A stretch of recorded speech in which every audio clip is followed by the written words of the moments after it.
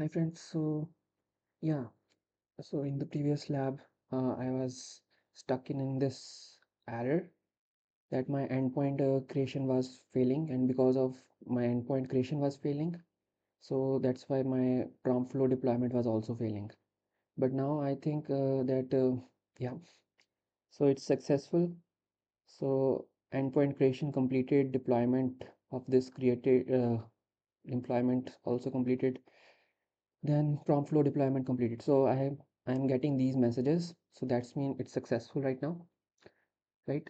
So let's see, even in the models plus endpoints, we might be seeing something right now.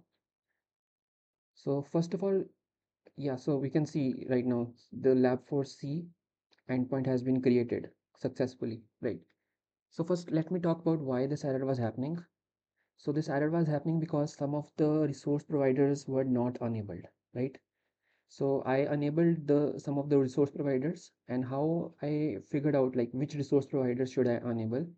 So for that, I went to this yeah. So I went to this yeah. So someone asked like how to fix endpoint creating failing to provision and prompt flow deployment, and here someone mentioned that you should consult this link aka.ms. So ms is for Microsoft and AG Sport, so it is for sport. So when I went to the sport and I entered some of the parameters like what issue I'm facing, so gave me this they gave me this one, right? That you have to select these resource providers, Microsoft.policy insights and Microsoft.cnd. So because these resource providers were not enabled, that's why I was facing some issues. And besides that, I also enabled some other resource provider like machine learning, compute, right?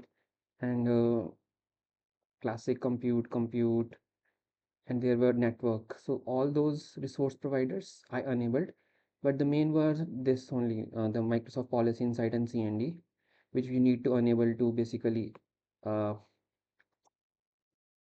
get your online endpoint created. So now next, let's understand like what we have to do afterwards. So after we have created this, we have to go to my asset section in models and endpoint page, and there initially the page might show only your model deployments. It might take okay, when the deployment has succeeded, select it. So we have to select that deployment. So let's select that deployment. So after selecting the deployment, what we have to do, so we have to view it in test page. Okay, so we will view it in test page. So this is our deployment which has succeeded, and now let's view this in test page. So this is our test page. So here we can put our question. So like what is our first question is what is there to do in San Francisco, right? So let's type this and give tell me in one line, right? So let's type this and let's wait for the answer. So in San Francisco you can explore landmarks like Golden Gate Bridge and Chinatown. Yeah, the cable car. Okay, tell me something about the history of the city. So because this is a chat one, so our prompt flow was storing the chat history, right? So if we tell about something about this history in one line, then it will tell that something about the history of San Francisco, right? So yeah, it was founded in 1776 by Spanish colonists. Okay, right. So that is some history, right?